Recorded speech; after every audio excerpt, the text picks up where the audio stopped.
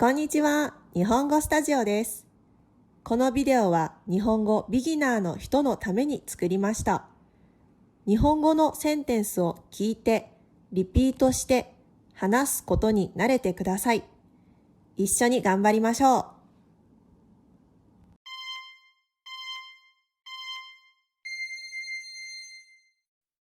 東京は今何時ですか？午前7時です。ロンドンは今何時ですか？午後9時です。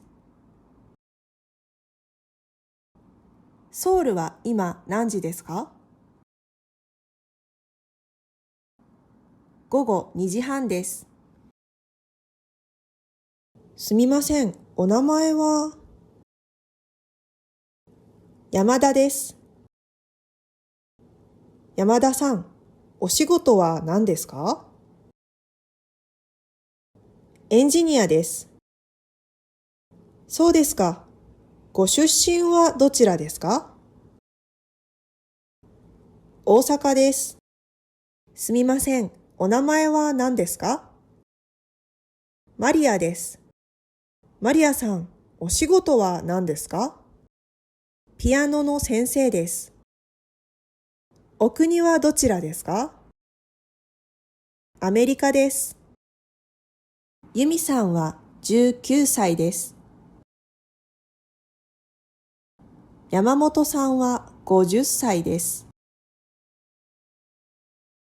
ジュンさんは28歳です。ユミさんは学生です。山本さんの仕事は会社員です。ジュンさんは本屋の店員です。ユミさんの家族は4人です。山本さんの家族は3人です。ジュンさんの兄弟は2人です。ユミさんのペットは犬です。犬の名前は太郎です。山本さんの子供は20歳です。山本さんの子供の名前はマミです。ジュンさんのお兄さんの名前はサトシです。これは何ですか？これは本です。それは何ですか？それはパソコンです。あれは何ですか？あれは車です。これは何の本ですか？これは花の本です。これは誰の本ですか？これはユミさんの本です。それはユミさんのパソコンですか？いいえ、それは山本さんのパソコンです。ユミさんのパソコンじゃないです。あれは誰の車ですか？あれはジュンさんの車です。ジュンさんの車はどこの車ですか？ジュンさんの車はトヨタの車です。トヨタはどこの会社ですか？トヨタは日本の会社です。この本は誰のですか？この本はユミさんのです。そのパソコンもユミさんのですか？いいえ、そのパソコンはユミさんのじゃないです。そのパソコンは山本さんのです。あの車は誰のですか？あの車はジュンさんのです。レジはどこですか？レジはここです。駅はどこですか？駅はそこです。